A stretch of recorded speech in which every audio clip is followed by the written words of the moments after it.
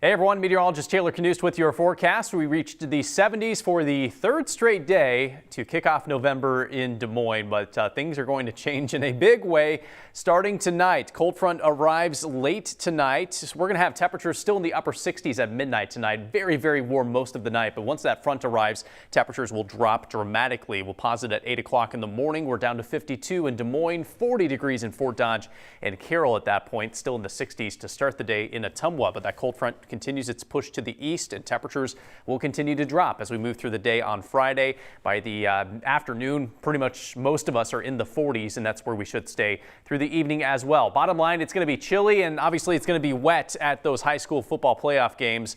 Definitely need to bundle up and throw on a poncho if you're heading out on Friday evening. So let's get to Futurecast and time out all this rain coming our way.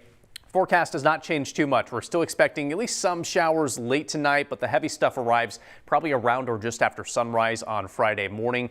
So definitely could be a wet morning drive with some downpours for many of us throughout Friday morning. I think the heaviest of the rain for Des Moines is going to fall from near sunrise through the mid-afternoon, but even after that, there could be some lingering showers throughout the day, all the way through the nighttime. Friday night, it might be a little bit more scattered in nature, but the rain continues.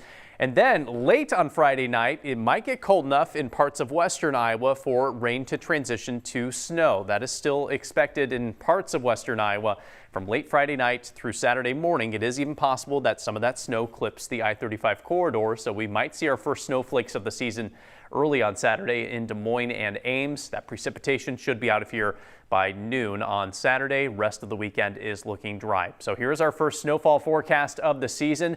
There is potential for several inches of snow in isolated pockets of west central or southwest Iowa. So we're going to put a trace to 3 inches possible in Carroll down to about Council Bluffs, Audubon and Atlantic. For the rest of us, if you see snow, it probably won't stick on the roads. It would just be something that maybe you get a dusting on the grassy surfaces, elevated surfaces, likely not to impact travel all that much. But again, there could be isolated travel problems due to those heavy bursts of snow that could fall in west central parts of the state. As far as the rain goes, we're going to get a lot of it. The heaviest of the rain likely to fall from a band from south central to northeast Iowa. That red is where we could see 2 to 4 inches of rainfall. Meanwhile, in Des Moines, it's probably going to be closer to 1.5 inches to maybe up to 2 inches. Certainly a very healthy rain. In fact, that would probably be right around what we average for the entire month of November with this one storm coming our way Friday into Friday night.